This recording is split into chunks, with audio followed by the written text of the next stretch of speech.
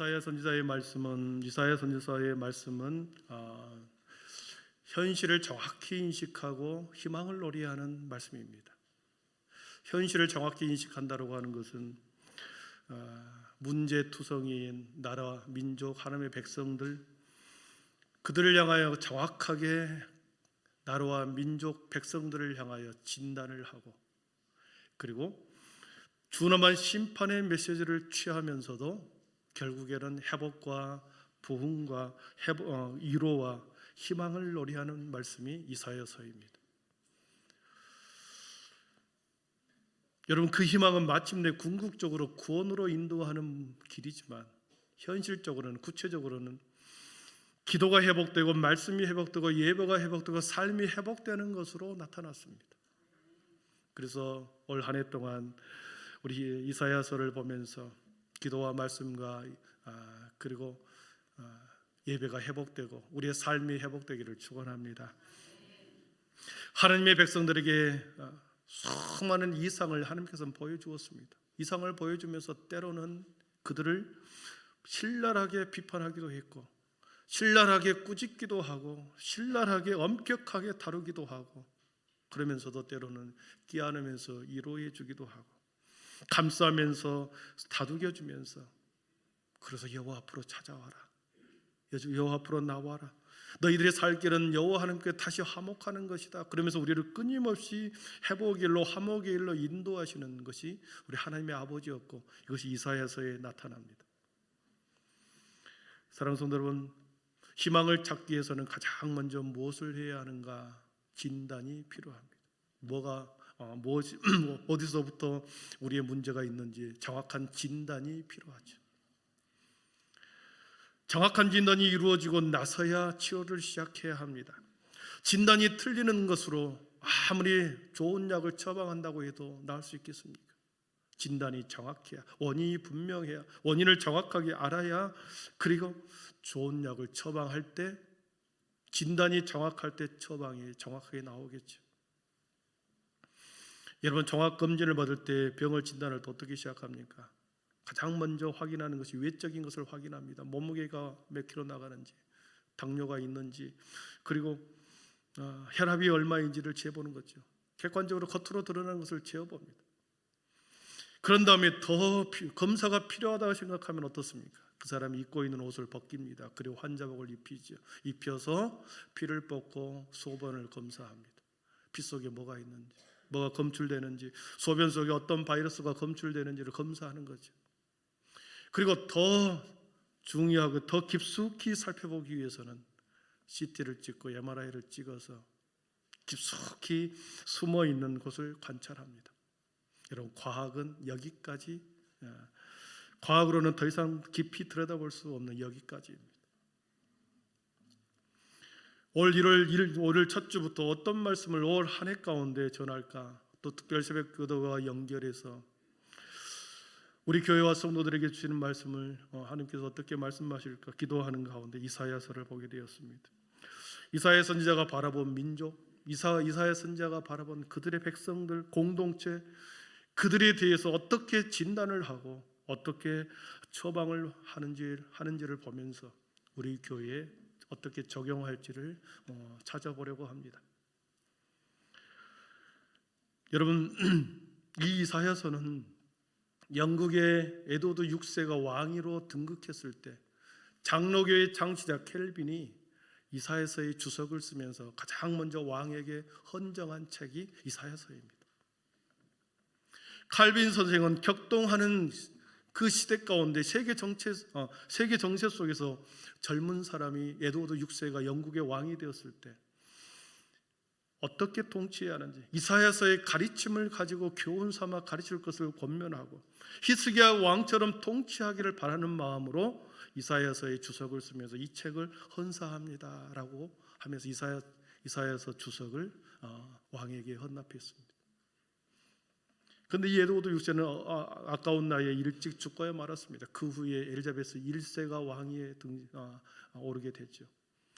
엘리자베스 1세의 여왕이 즉위했을 때 다시 칼빈 선생은 이사야서의 주석을 개정판을 내서 개정판을 낸 후에 또 그 엘리자베스 1세에게 헌정을 합니다. 그만큼 이사야서의 메시지가 통치자나 백성들에게 모두에게 얼마나 적절하고 그 시대뿐만 아니라 시대를 초월하여 지도자들과 그리고 백성들이 어떤 마음으로 가르치고 교훈해야 하는지를 잘 보여주는 말씀이 이사야서입니다. 사랑하는 성도들, 우리나라 지금의 상황을 보십시오. 분열과 다툼과 반목과 계속해서 반목이 일어납니다. 이념적으로 완전히 두동강이 났습니다. 대화 타협은 완전히 사라졌습니다. 일방적인 국정 운영이 진행되다가 서로 간의 적대감 속에서 그리고 계엄령을 내고 탄핵이 이루어지고 현직 대통령의 체포영장이 발부되는 이런 상황에 우리가 놓여 있습니다.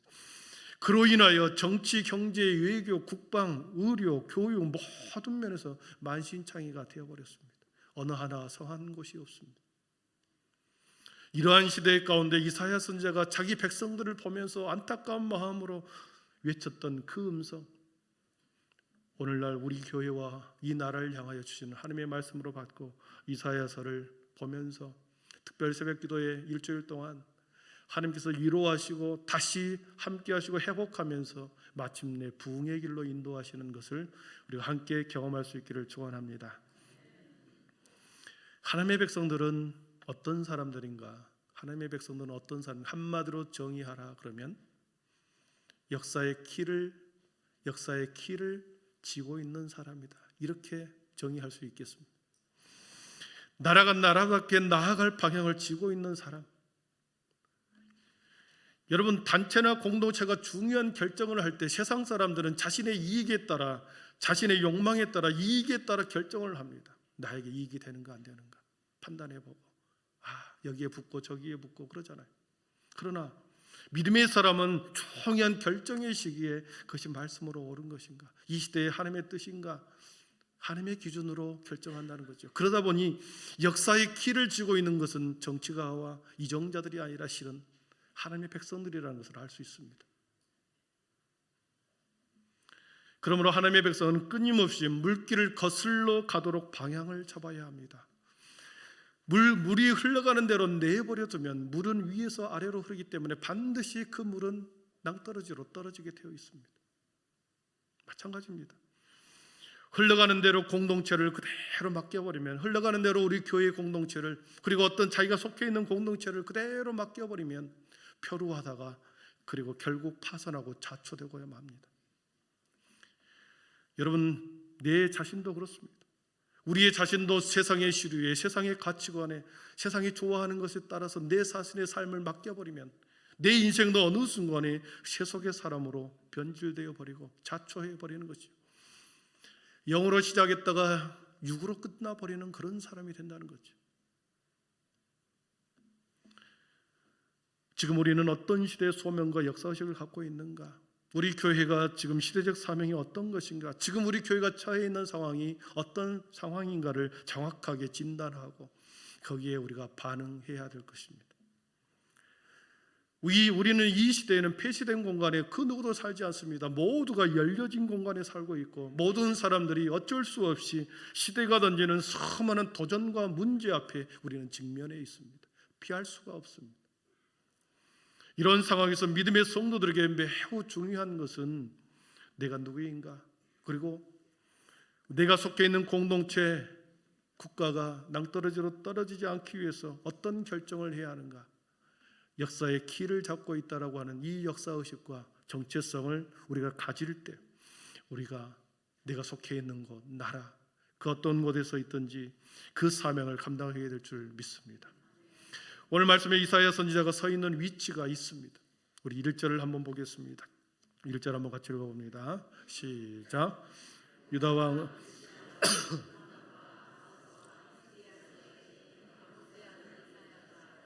유다와 예루살렘에 대하여 본 이상이라. 아멘. 이사야 선지자는 4명의 왕을 섬긴 60년 동안 활동했던, 매우 오랫동안 활동했던 선지자입니다. 60년 동안 4명의 왕을 섬겼던 선지자죠. 그 중에 첫 번째 우시야 왕이 죽던 때에 이사야가 드디어 처음으로 사역을 시작한 6장에 보니까 그렇게 시작을 합니다. 요시야 왕은 당시에 정치적으로 매우 안정되었고 경제적으로 가장 부강한 때를 이루었던 왕입니다. 물질적 축복은 이들에게 온전한 축복은 아니었습니다. 물질적 축복은, 부요함은 그들 안에 있는 교만을 자극했습니다. 물질을 통해서 그들 안에 있는 교만을 자극하여 하나님과 점점점 멀어지게 하고, 하나님과의 관계에서 자신들의 백성들이 감당해야 할 몫을 잃어버리고 계속해서 멀어지는 결과가 벌어집니다. 여러분, 순수했던 사람이 돈이 한번 들어오게 되면 그들 안에 여러분 잠재됐던 본성을 깨우칩니다. 기회가 없어서 교만하지 못했던 사람들에게 물질적 풍요는 무서운 시험거리가 됩니다. 우시야 왕이 통치할 때 유다 백성들에게 이런 모습을 이사야 선지자는 보았습니다. 물질적으로 풍요롭고 경제적으로 안정되고 정치적으로 안정된 그 상황이 이사야 선지자가 볼 때는 그것은 축복이 아니라 무서운 시험이라고 그들을 경고합니다. 그러나 유다 백성들은 그의 경고를 들으려고 하지 않습니다. 그리고 우시야 왕 다음에 요담 왕이 8살의 왕이 된 후에 16년 동안 통치하고 그의 아들 아하스에게 왕위를 물려줍니다.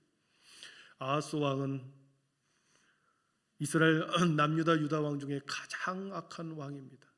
자녀를 우상에 불살라 태우는 인신 제사를 드렸던 왕입니다.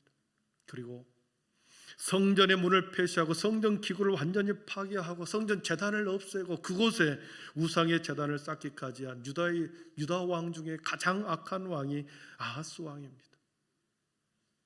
이 아하스 왕이 그렇게 된 배경은 물질적 풍요와 부가 그의 교만을 자극했고, 여러분, 우리가 무엇이든지 다른 사람보다 더 많은 것을 갖고 있다고 생각하면 교만하기 쉽습니다. 그것이 돈이 되었든 인기가 되었든 명예가 되었든 지식이 되었든 남보다 더 많은 것을 가졌다고 생각하면 우리는 어느 순간에 교만해지죠. 아하스 왕은 너무나도 물질의 풍요로움에 하나님을 두려워하지 않고 교만해졌습니다. 하나님을 깔보기 시작합니다. 하나님의 백성들조차도 아하스 왕처럼 똑같이 그런 타락의 길로 걸어갑니다. 하나님이 배제된 물질, 하나님이 배제된 지식, 여러분, 하나님이 배제된 물질은 인간을 타락하는데 도화선을 일으킵니다. 인간을 파멸로 나아가는데 가장 발화점을 일으키는 도화선이 바로 물질입니다. 하나님이 배제된 물질, 하나님이 배제된 지식은 똑똑한 악마를 만들 뿐이고, 하나님을 배제한 이 물질은 인간의 타락으로 나아가는, 파멸로 향하게 나아가는 도화선의 물질이라는 것입니다. 히스기야 왕은 그것을 깨닫지 못했습니다. 그런 후에 아하스 왕이 죽고 난 후에 히스기야 왕, 그의 아들이 왕위를 물려받습니다. 그런데 이 히스기야 왕은 아버지 때와는 다르게 너무나 이스라엘 남유다 가운데 가장 선정과 대개혁을 단행했던 왕이었습니다. 꺼져가는 유다의 영적 재건과 부흥의 불길을 살린 왕이 히스기야 왕이었습니다. 이사야 선지자가 노년에 나이 들어서 히스기야 왕과 함께 민족의 부흥을 꿈꾸고 영적의 재건을 온 힘을 다하여 노년에 그의 사역을 잘 감당합니다. 그리고 역사의 뒤안길로 이사야 선지자는 사라집니다. 이렇게 4명과 함께 60년에 걸쳐서 마지막 그가 꺼져가는 인생의 노년에 히스기야 왕과 함께 민족의 영적 재건, 부흥의 불길을 불사르고 갔던 분이 이사야 선지자입니다. 사랑하는 성도 여러분, 이사야 선지자가 오늘 1장에 보면서 이사야 선지자가 이제 막 사역을 시작하려고 하는 이 시작의 시발점에 젊은 이사야가 자신들의 백성들을 바라보는 시각이 있습니다. 어디서부터 잘못되었는지 알 수 없는 뿌리 깊은 그들의 질병이 깊이 자리 잡고 있는 모습을, 참담한 모습을 젊은 이사야가 보게 됩니다. 이 질병에 대한 고발하는 것으로 시작합니다. 우리 2절을 한번 같이 읽어보겠습니다. 2절입니다. 하늘이여 들으라, 땅이여 귀를 기울이라.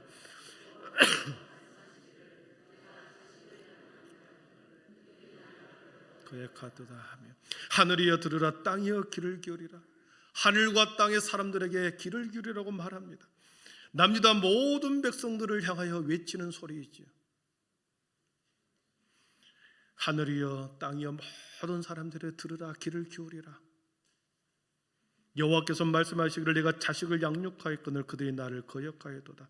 심각한 영적 질병에 걸려있는 그 원인을 보니, 병의 원인을 찾고 보니 그들이 나를 거역하였도다. 그들이 나를 거역하였도다 라는 표현이 나옵니다. 이스라엘 백성이, 남유다 백성들이 하나님을 거역하였다.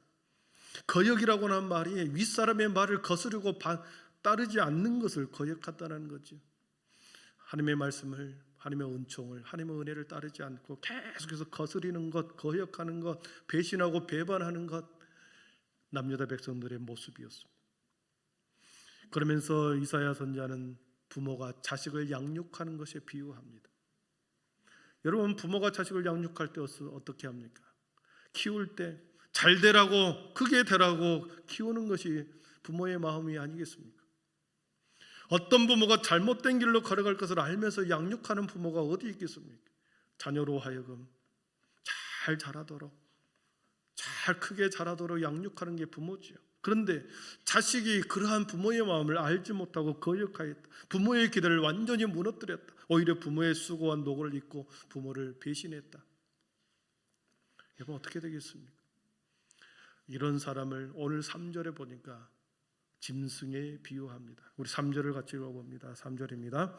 소는 그 임자를 알고 나귀는 그 주인의 구유를 알건만은 이스라엘은 알지 못하고 나의 백성은 깨닫지 못하는도다 하였도다. 아멘.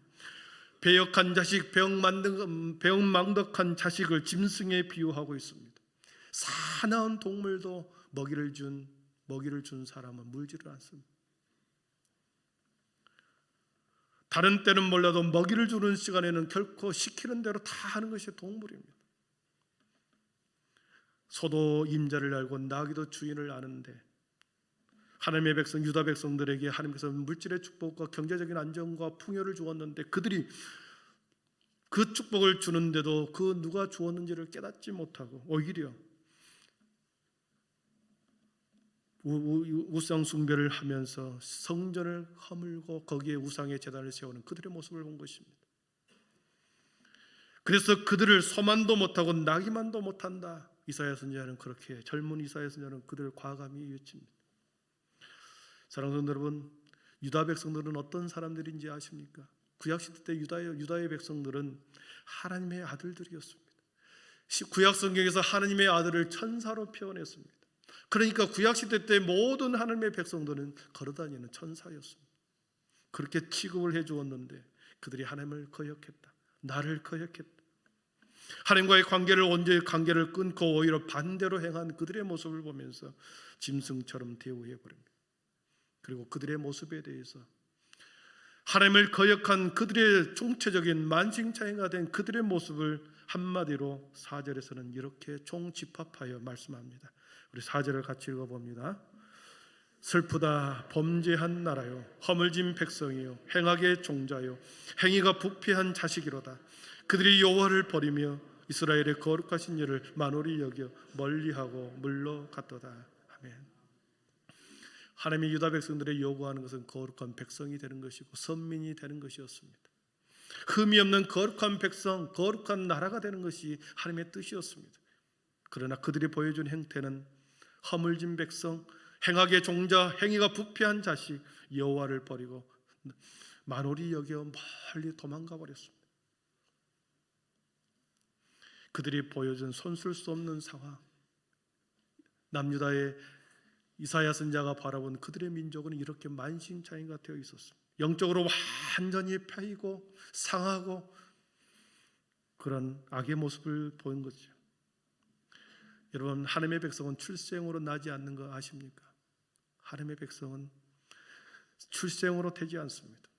아무리 신앙이 좋은 부모 밑에서 태어난 자식이라고 해도 혈통으로는 하나님의 백성이 될 수 없습니다. 하나님의 백성은 하나님의 말씀을 그대로 믿고 깨닫고 받은 은혜를 가지고 자신이 죄인이라는 사실을 깨달을 때 하나님의 백성이 되는 것입니다. 그것을 아는 사람은 자신이 죄인이라는 것을 알고, 그리고 하나님의 은혜로 내가 구원받았다라고 하는 이 사실을 깨닫는 그 사람은 계속 하나님의 은혜 안으로 파고 들어갑니다. 내가 죄인인 것을 깨닫지 못하기 때문에 우리는 계속 거역하고 계속 배격하고 멀어져 가는 것이죠. 여러분, 말씀으로, 기도로, 예배 가운데 은혜를 경험하지 못할 때, 예배 가운데 은혜를 경험하지 못할 때 일정한 종교적 행위로 충분하다고 생각합니다. 일정한 종교적 행위, 의식으로 나는 충분히 행하고 있다. 왜 하나님께서 그렇게 많은 요구를 나에게 하시는지 모르겠다. 불평합니다. 지금 이렇게 하나님의 백성으로 예배 드리는 것, 이것만 해도 어디냐? 스스로 아니야. 그런 마음을 갖고 있는 자들에게 이사야 선지자는 이렇게 말합니다. 5절과 6절을 읽어보겠습니다. 같이 읽어봅니다. 너희가 어찌하여 매를 더 맞으려고 배역을 거듭하느냐? 온 머리는 병들었고 온 마음은 피곤하였으며 발바닥에서 머리까지 상한 곳이 없이 상한 것과 터진 것과 새로 맞은 흔적뿐이거늘 그것을 짜며 싸매며 기름으로 부드럽게 함을 받지 못하였도다. 아멘. 매를 더 맞으려고 배역을 하느냐? 계속해서 돌아오라고 촉구하고 있습니다. 2024년 그렇게 살았으면 올해는 그렇게 살지 말아라. 지난해에 그렇게 섬겼다면 올해 그렇게 섬기지 말아라. 지난해에 그렇게 기도하고 예배하고 그렇게 우리가 믿음 생활을 했다면 그렇게 하지 말고 이제 앞으로 나아가야 되지 않겠냐? 매를 더 맞으려고 배역을 거듭하느냐? 발바닥에서 머리까지 상한 것이 없는데 내가 너희를 치료하기 위해서 기름으로 부드럽게 싸매 주는데 도대체 그 마음을 받지 않는구나. 하나님이 자신의 백성을 찾으십니다. 머리에서부터 발끝까지 만시창이가 된 남유다 백성들을 내버려 두었을까요? 그대로 두었을까요? 그렇지 않습니다. 오늘 본문 18절에서는 그들을 하나님께서는 부르십니다. 만신창이가 된 자신의 백성들을 향하여 이사야 선지자를 통하여 하나님은 간절히 그들에게 요청하고 있습니다. 우리 18절에서 20절까지 같이 읽고 말씀을 정리하겠습니다. 같이 읽습니다. 여호와께서 말씀하시되 오라 우리가 서로 변론하자. 너희의 죄가 주홍 같을지라도 눈과 같이 희어질 것이요 진홍같이 붉을지라도 양털같이 희게 되리라.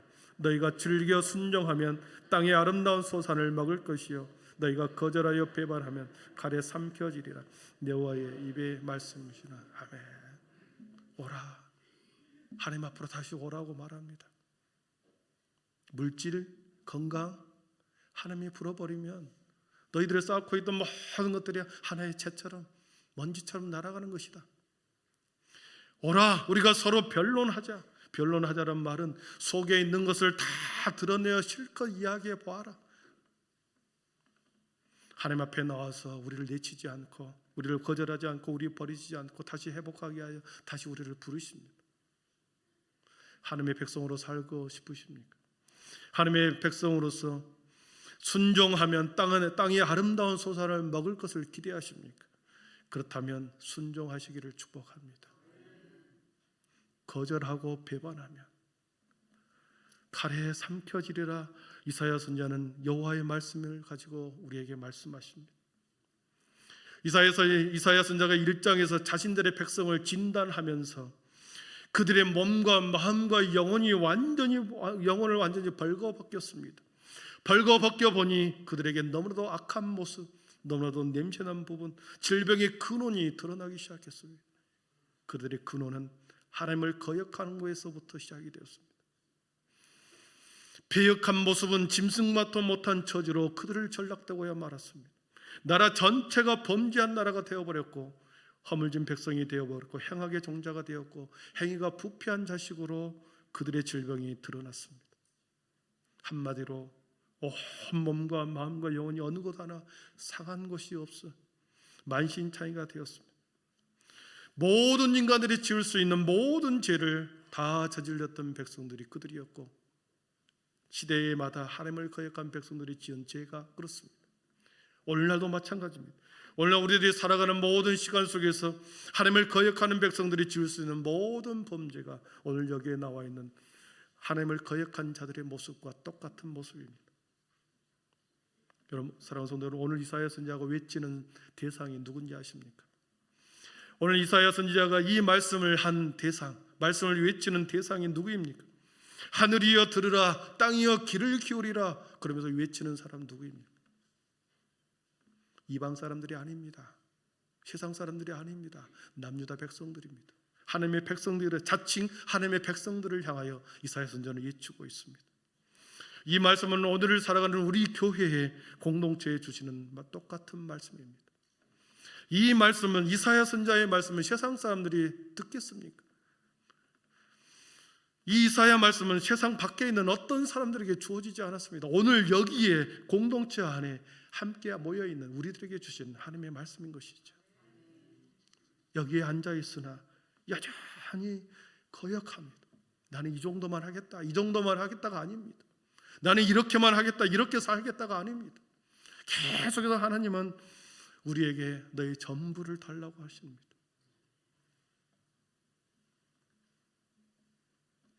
하나님의 백성들아 들으라, 귀를 기울이라.